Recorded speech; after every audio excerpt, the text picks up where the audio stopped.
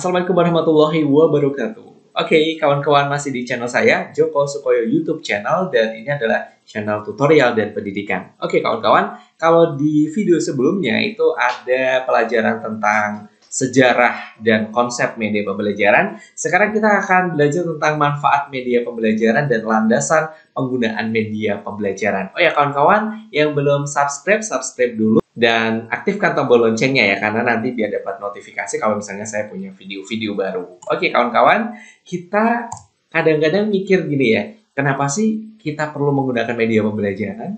Ternyata ada beberapa alasan kawan-kawan. Kenapa kita perlu menggunakan media pembelajaran? Alasan logisnya itu kayak gini. Jadi paling nggak kalau kita berbicara tentang kenapa perlu menggunakan media pembelajaran, kita akan berbicara tentang landasannya. Yang pertama adalah landasan empiris kan kawan. Jadi berdasarkan pengalaman dan temuan penelitian, riset-riset bahwa pembelajaran akan lebih efektif jika menggunakan media pembelajaran. Itu sudah sesuatu yang nggak bisa ditawar lagi kayaknya ya.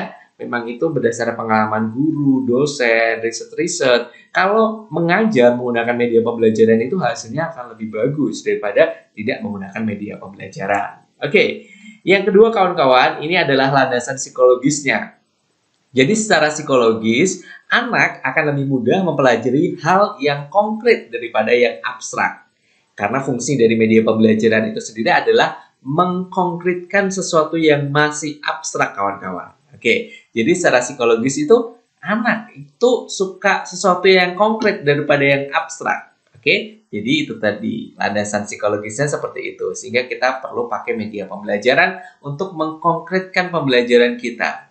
Oke. Berikutnya adalah landasan teknologis kawan-kawan. Jadi kemajuan ilmu pengetahuan, kemajuan teknologi komunikasi itu perlu dimanfaatkan, perlu kita tangkap ya. Sebagai tenaga pendidik perlu memanfaatkan kemajuan ilmu pengetahuan teknologi ini untuk kita gunakan dalam pembelajaran kita ya. Karena perkembangan teknologi begitu cepat. Kalau kita sebagai tenaga pendidik tidak menangkap teknologi, kemajuan teknologi itu, maka kita akan ketinggalan.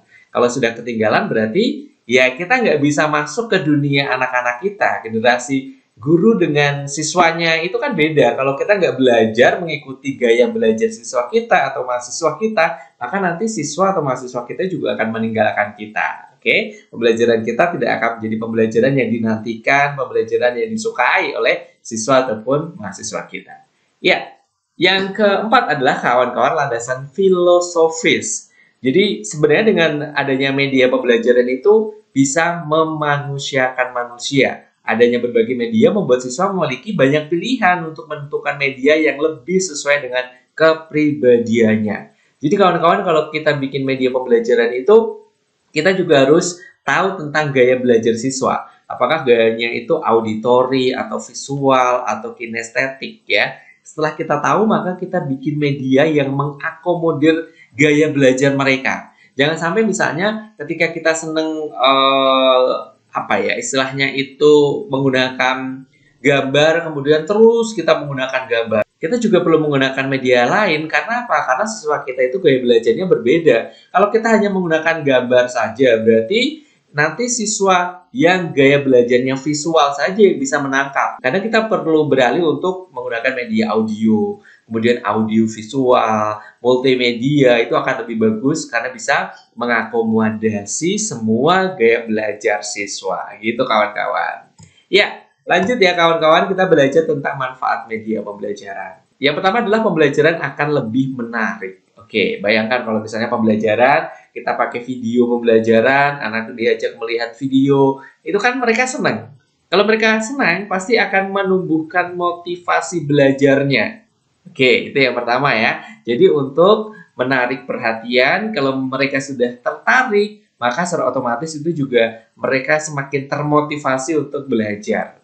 Yang kedua adalah memperjelas penyajian pesan dan informasi kawan-kawan. Karena pembelajaran yang sering terjadi itu adalah sifatnya masih verbalistik, masih ceramah gitu ya. Kalau kita bayangin aja ngajar 1 jam ceramah terus, otomatis juga siswa atau mahasiswa kita juga bosan kan. Jadi perlu adanya media pembelajaran. Dengan adanya media pembelajaran itu akan mengurangi verbalistik.